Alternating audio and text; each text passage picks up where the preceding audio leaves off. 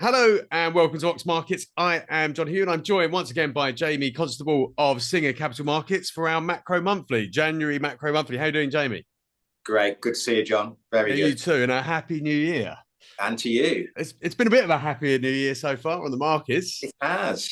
No, it has. We've had pretty a romping market for the first 2 weeks of the year. I mean, what do we got? We've got the Stoxx 50 up 10% year to date. FTSE's up 5.5. If you look into Europe, it's even a bit more, 8.9% for the DAX. So, yes, it's been a very strong start to the year, which hopefully we can keep going. I mean, markets are probably a little bit overbought in the short term. But notwithstanding that, markets, I would say, are doing their job, which is looking forward rather than backward. Indeed, and I mean, we've had a 2022 was pretty hideous, as we discussed last time. I've now had the chance to read your end of year markets Yeah. report, a weighty tome. That's a bit word to put together. I mean, there are lots of things in there still which are slightly terrifying. So whilst we Yeah. have got off to a very good start this year, there's news coming out which isn't great. We didn't end the year well, had a no Santa Claus rally, as it were. We've got earnings season coming up and so far a bit mixed. We had the Empire State Manufacturing Index data yesterday, which was awful. Perhaps let's start with that. Let's start with recession risk, particularly over in the US, which obviously leads the world. Yeah, it's interesting and very interesting you made the point leads the world there, because arguably this time it's not leading the world, because UK and Europe is bumping along, whether it's going to go into recession or not. Of late, and what's helped drive the markets is that we've actually seen a little bit of small GDP upgrades, not huge, but we've seen small GDP upgrades for 2023. So what's driven that? That's been obviously in UK and Europe, as in the report you were just referring to. We expected the lag on inflation because of the gas price. But what we've seen is a big fall off in the gas price in the UK and Europe. And why have we seen that? Well, number one, the weather's not been as cold as it might have been. Number two, alternative supply has been put in place. The German import facilities, the first ones of those are up and running now. And the reserves, the storage in China is full as well. So gas is coming to Europe. So that's partly why we've seen these upgrades in GDP. But yeah, back to your point about the US. I think the UK and Europe, some people are saying now, and I think the German Chancellor was coming out yesterday saying this, we don't think Germany is going to go into recession, but we're bumping along the bottom. We've not got supernormal growth. US has obviously been continuing to grow quite nicely. But as you say, the Empire manufacturing, which, let's be honest, is not one of the key indicators we'd look at, but it was an awful number yesterday. And we spoke last time, the PMIs in the US, and now we've got the ISM as well, both signaling, and they both look forward about 6 months, don't they? Signaling recession effectively. They're below 50, just below 50 on the ISM and well below 50 on the PMI. So yeah, the US economy is slowing markedly. And that's what markets are doing is they are saying, and we've all talked about the pivot in the past, and by that we mean, what does that mean for interest rates? Well, we've got this kind of fight going on between markets and the Fed. On the one hand, the markets are saying, well, you're going to have to start reducing interest rates by the end of this year. And on the other side, the Fed's going, well, hang on a minute, we haven't finished raising yet. So, you're all getting ahead of yourselves. So I do think the US the economy is definitely, as you say, not hitting a brick wall, but slowing markedly. And we're seeing it in all the indicators. And the Fed will take that on board in due course. And as we spoke about before, I believe they should have stopped raising rates while they wait to see the impact of those rate rises to come through. The next Fed meeting is the 1st of February. People are thinking they might well do another 25 now rather than 50. Arguably, they shouldn't do the 25. They should just wait there. Yeah. I mean, just in terms of inflation and interest rates, which was the big story of last year, we are seeing some moderating of sort of headline inflation figures. US, I think it's about 6.5% now, down from a peak of around 9. In the UK, CPI has fallen for a couple of months straight. But this doesn't mean, I mean, from looking around and sort of digging beneath those figures, that the inflation problem has gone away. No.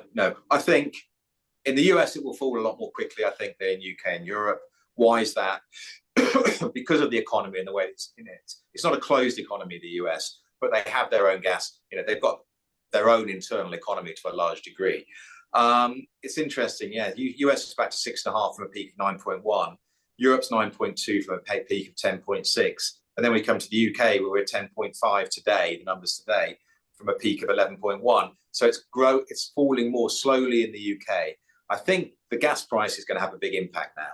If that gas price stays low now, and you think it should do now through into the summer, that will have a big impact in Europe in particular, in inflation coming back.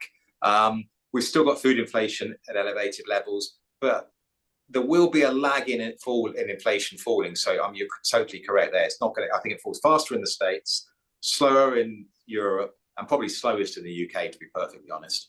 Because of our economy and our propensity to import inflation, which we all know historically has been very high.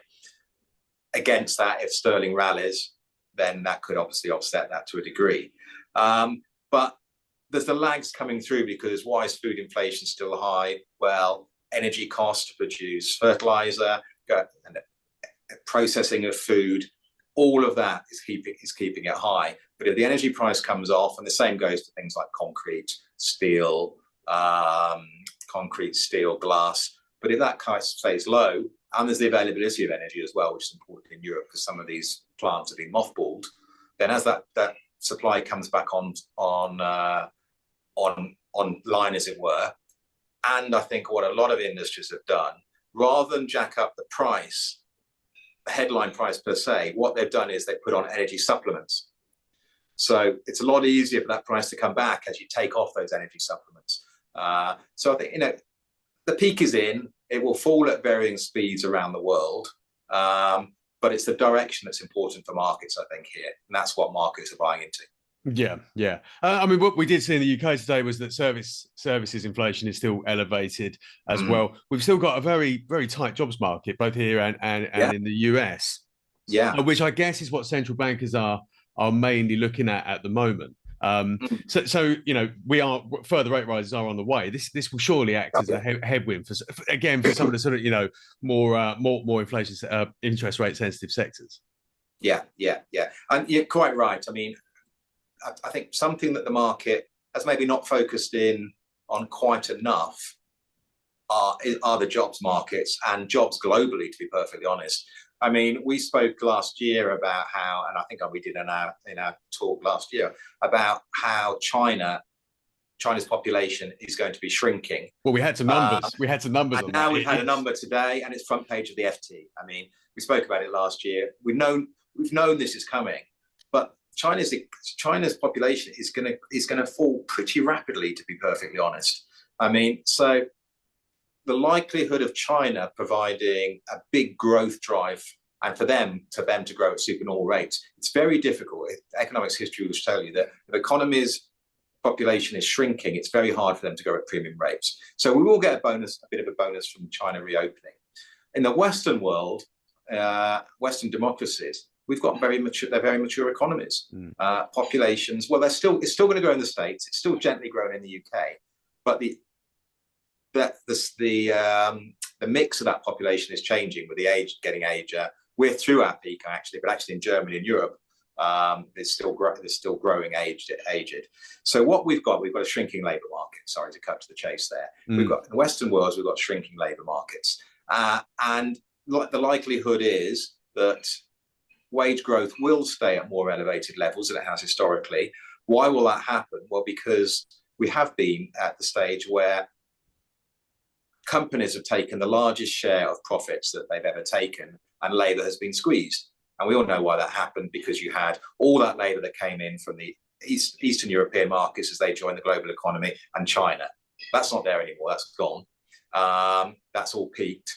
So now I think labour will start to take a greater share of profitability. And also, you see what's happening in the UK with the strikes at the moment.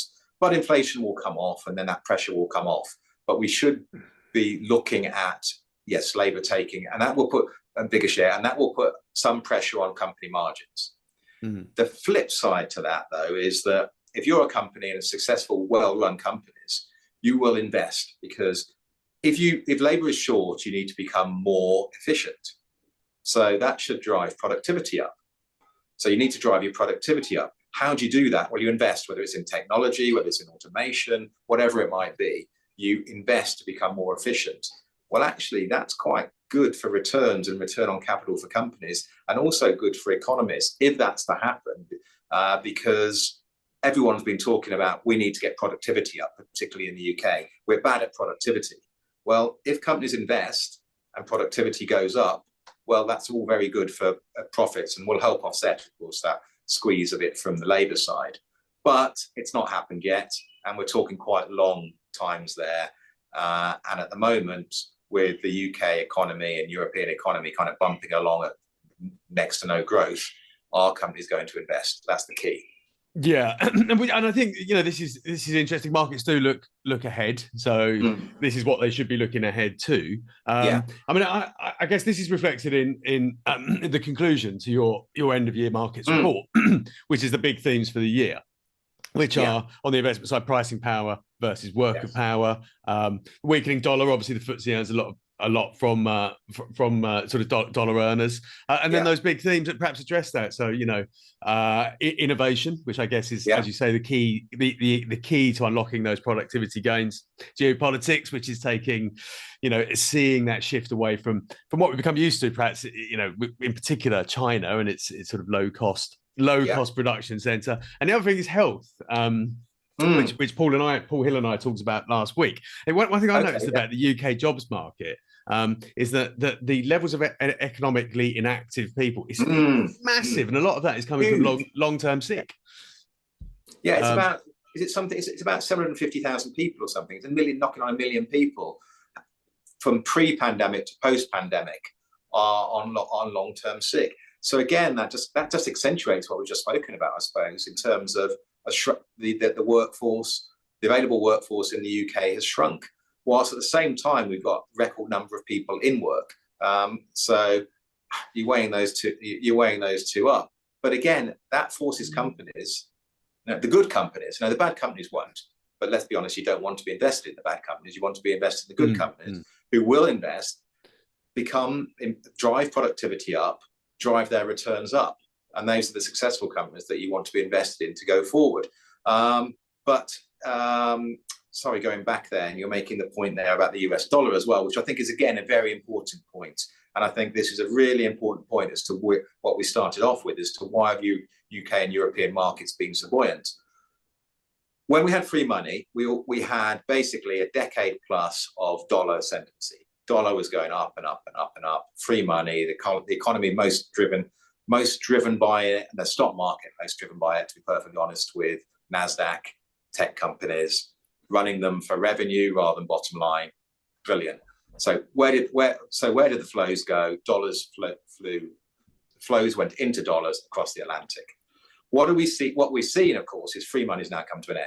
Even Japan now, which maybe we can touch on in a moment, even they are now fighting. News there today. Yeah, exactly. So even Japan, which maybe come back to in a moment, free money's come to an end. There's a number of factors. So that's one negative on the dollar, I think. The US market is still relatively expensive. Another factor on that as well.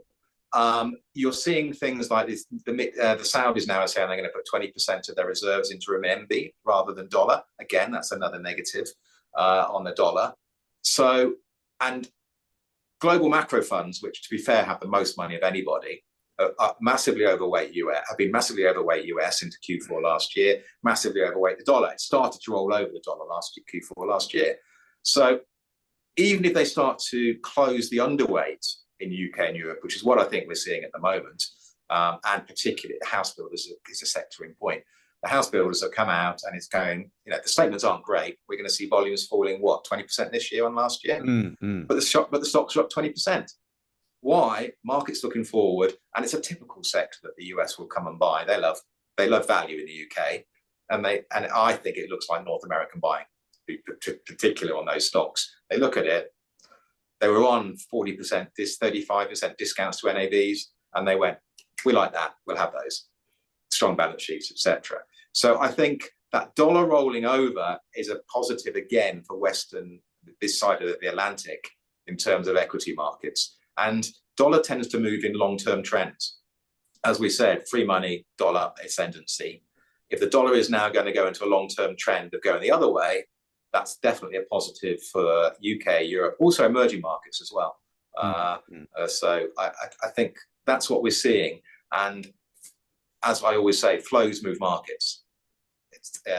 And if the global macro funds are moving their money around, that's huge amounts of money that can move markets very quickly.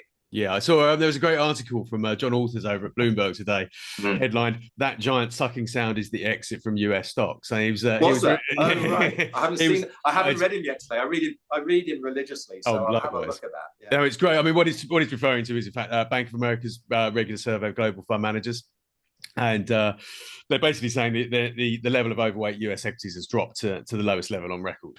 So it's you're right. The exodus is pretty huge. But going back to your big themes, healthcare innovation. Yeah. That would seem to suggest that there is still a massive role for tech and innovative healthcare companies, which the US does lead the world in. It does. To really solve some of these problems. Yeah, and let's not get away from the fact that markets will move, they'll reach a level, and then they'll become and they'll become attractive again. I think what's different with the end to free money is what investors are looking for now is they will wear losses or driving the revenue line for a period, but what they need to see now is a route to profitability or EBITDA positive or cash flow positive. That's what investors are looking for. Whereas before, when money was effectively free, it was kind of, we just keep going, we'll keep funding you. That the change now is, and what I think is not going to happen, we're not going to say interest rates rocketing back down again to where they were under free money. That's not going to happen because, as we just talked about with wages, the pressure from shrunken workforces, interest rates aren't going to go screaming back down. They might come off the highs, but they're not going to go screaming back down. So yes, definitely there is a big role, and we're very bullish still on healthcare, we're bullish on tech, because that's innovation will drive that productivity. And post-pandemic, is healthcare spending going to fall? No, healthcare spending is going to keep going up. Could another pandemic come along? Maybe it could. Hopefully not.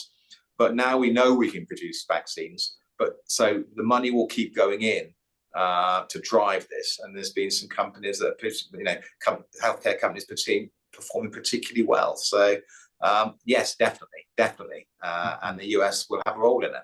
Yeah, I guess, you mentioned that US markets are still expensive, US shares are still expensive, but they're less expensive than they were, particularly, some of those tech names that had got to, frankly, ludicrous valuations. Oh, yes. Yeah. I mean, I guess we should be looking, I'm looking at US tech and thinking, at what point does it become value? And I think it was really interesting. I don't know if you happen to have a chance to read Terry Smith's annual Fundsmith letter. I haven't, no. But it's great. I mean, he was saying, it's been a horrible year for tech, but and it goes back to what you were saying about the free money era. They just invested in things they probably shouldn't have invested in. And now it's getting back to, the focus will be on profitability, will be on focusing on those, hugely cash generative bits of the businesses that they have. They cut, a lot of job cuts from tech, but perhaps that's a good sign.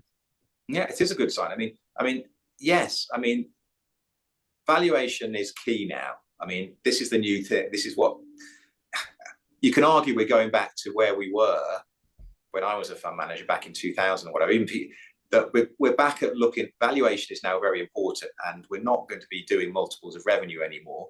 We're going to be looking at EV, EBITDA, and PEs. This is what, and valuation is important, and that's what drives stock. That will drive stocks going forward. It's almost back to the future, isn't it? To take this from the film, we're going back to the days when you looked at what was an old adage. It was 10 times for 10% growth, 20 times for 20 times PE for 20% growth. Now, that may be a bit of an exaggeration, but we're almost going back to those times. And I think as investors should kind of think with that a little bit more, think on that, definitely think from that point of view now, and look for companies with a route to profitability. Of course, companies will come through and they'll have a great new innovation and it'll start off being loss-making, but you'll be able to see that there's this route to profitability and this is going to come through. And particularly those companies kind of healthcare, and particularly they come out of the tech sector. So yes, I do think that those themes are very much intact, very much, and it's a big chunk of the UK mid and small cap markets. Healthcare is a big chunk of what we do. Technology is a big chunk of what we do. And yes, we should still be looking at those companies. I think coming back to valuation again, the UK is still a very cheap market. I mean, it has been for a long time. But there was a very interesting survey out that I was reading from PwC, the Global Chief Executive Survey. And I had to reread it twice, actually, because what it said was that the UK has moved up to number 3 destination for global CEOs from where they're looking to get growth and invest. And of course, post-Brexit, we've gone right back down. So the top 3 were based in the USA, China, and we might differ on China, to be perfectly honest, from my point of view. But anyway, and then joint number 3 was Germany and the UK. Now, part of that, of course, is we've got a lot more stability on the political side. And I think the less they say, the better, and that's good. And I almost think it's more of a kind of presidential type way it's being run at the moment. But stability is key for overseas investment to the UK. If you have some stability, and you've got Labour as well. I mean, they almost seem to be in a fight to be who can get that middle ground, to be more right wing almost to be things now. So, I mean, because what did the Labour came out saying that the NHS, it's not about throwing money at it, it's about reforming it. What exactly? I mean, that's what needs. Arguably, that's what needs to happen. It goes back to the productivity point that you make about all companies. It is, even in a public sector as well as the private sector. So that stability and that PwC thing, quite amazing. Number 3, equal number 3 in the world is where people are looking to invest. So that's all great. And coming back to that point, flows move markets. Money's come into the UK. The UK is a very cheap market. It's been unloved for God knows how long now. We had got how many months of outflows. We are seeing with the fund managers now, they still saw outflows in Q4 last year, but as we move into this year, they a couple of companies recently, they've halved Q4 and Q3 the outflows, and they're moving. Looks like they're moving now into gentle inflows are just about to start again. So what will be key this season will be, from the retail point of view, will be the ISA season. But again, flows are all important, and flows into the UK market, which is now very underowned, will drive that market up from what are cheap levels. I must admit, it's music to my ears. I found the last decade of cheap money and invest without regards to consequences very difficult. I really totally have. I guess I'm just old school. Value, and I am as well. I am this as well. I mean, and I am, and it's, you can spend a whole hour talking about how free money has distorted markets, but it did. It distorted markets. You had zombie companies lowering returns for everybody. It actually, and this is a real perverse effect of free money, it decreased capital investment, because you got someone down the road running their business for cash. You didn't get a return. You hadn't got this positive carry in global financial markets in terms of your returns. So actually it depressed capital investment. And that's part of the reason why we're also positive on all these UK champions in the industrial sector. Because again, talking about that productivity point again, if you're going to invest, you invest in plant, and then you've got the reshoring, nearshoring how that happens as well. And with that decade, arguably, of underinvestment, look at copper we spoke about before. Copper's been on a phenomenal run. Again, it's probably been a bit short. I actually said buy copper, I think, in the last but one meeting. It's been on a cracking run. Underinvestment again. What do you need to drive the global economy to an electricity-driven economy, green it? You need copper, and it's underinvested. So all these investment will be driven. So again, there's some cracking companies in the UK that will be driven by that as well. Yeah, possibly a bit of an M&A wave on the way. Then, if the UK is cheap, then you would think that some of those companies were going to get targeted. I think so. Yeah, we had M&A. M&A has been a big theme in the UK market, obviously. I think at the moment you have got that bit of uncertainty about economies. So what tends to happen then is that CEOs and CFOs will concentrate. They will look more inward at their own company and sorting their own company out. When they get more stability about their own outlook, that's when they push the button on M&A. But they need that stability on their own business. But if we are going to see this continuation in gentle GDP upgrades, inflation rolling over, interest rates seen as peaking, that will then give them the confidence to push that button. And if global CEOs are saying what they said in that PwC survey, well, they must be looking at UK companies as well as the targets as well. Exactly. This is all remarkably bullish. Well, it is. And I was bullish last time. And what we need to remember as well is, maybe one last point, the UK equity market is not the UK economy, and we can get caught up in that a bit. The UK economy, we can all get very, and obviously the press don't help with this at all. We can all get very downbeat about the UK economy and what's happening. Everyone's on strike, whatever. But the old adage is buy on the strike, But the strikes will come to an end. Inflation will roll over, and we'll move forward. But the UK equity market is not the UK economy, and that's what we need to remember. There's plenty of companies in there that you can invest that are global winners. And also following those secular themes as well of healthcare and technology that have global exposure. Indeed, makes sense. We alluded earlier to Japan. So one last thing to talk about, because the BOJ, there was news from there today. Yes. There's always something lurking around the corner, which it feels like it could prove problematic. Obviously over the last year or so, it's been Ukraine. Which doesn't look like it's going away anytime soon, incidentally. No, it doesn't. Sadly, and the the inflationary consequences. The Bank of Japan feels like it could prove a problem for us all down the track. It was a left field move when they obviously when they suddenly removed it back end of last year, and everyone went, "What on earth's going on here?" It's because the old carry trade of borrowing in yen and then moving it overseas, suddenly everyone at the end of the year had to go, "Oh my God, I need to recalculate this, what's going on?"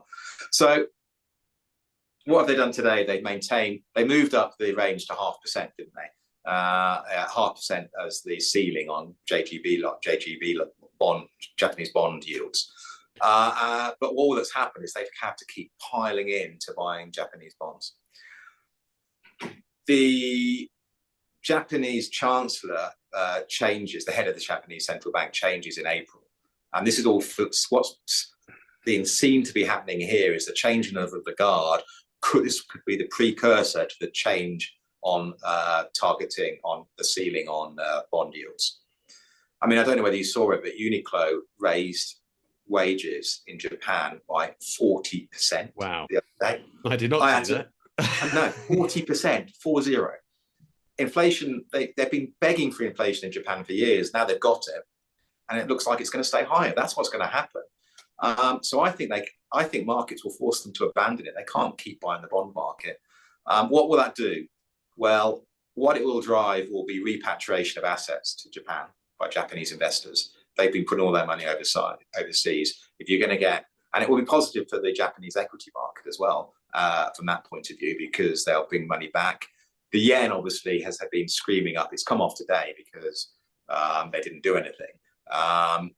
But again, that's another reason, and actually a positive, in that for the dollar rolling over, you see, for the dollar to roll over again, which is maybe not so great for dollar-based assets, but again is potentially good again for UK inflation if the dollar rolls over, because we import less inflation, and for the UK market as a whole. So it's flows, flows will move back in. Japanese will repatriate assets into Japan, and the yen will strengthen. So that is something else that definitely, yes, we have to have in our thinking now, what's happening globally. And it is a big change from when we last spoke. A big unexpected change. Yeah. Well, let's hope we don't have too many more unexpected changes throughout the year. 22 was horrible. 23, hopefully a bit better. Pleasure talking to you as always, Jamie. And you, John. Speak soon. Thank you. Thank you. Bye.